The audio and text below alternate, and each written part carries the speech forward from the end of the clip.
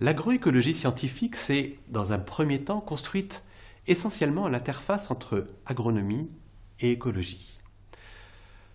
Pour mobiliser les processus écologiques dans les agrosystèmes, il fallait combiner la connaissance des processus écologiques portés par l'écologie et la connaissance de l'agrosystème portée par l'agronomie.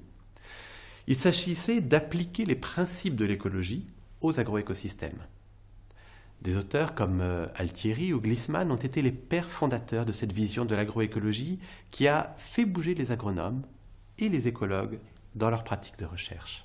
Les agronomes, qui s'intéressaient surtout aux états physiques et chimiques de l'agrosystème et à la biologie des espèces cultivées, se sont intéressés de manière plus précise à l'ensemble des régulations biologiques, impliquant les espèces cultivées, mais aussi les autres habitants de l'agrosystème.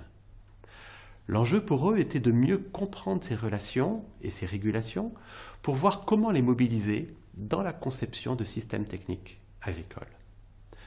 Nous verrons dans les séquences suivantes des exemples où l'on cherche à mobiliser la capacité des vers de terre à créer de la porosité dans le sol, par exemple, pour se passer des outils de travail du sol, ou à semer des plantes de couverture pour étouffer les adventices et ainsi se passer d'herbicides.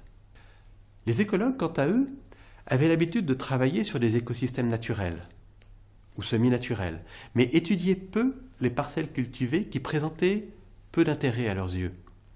Elles sont souvent perturbées par les pratiques culturales et leur biodiversité est généralement faible et banale.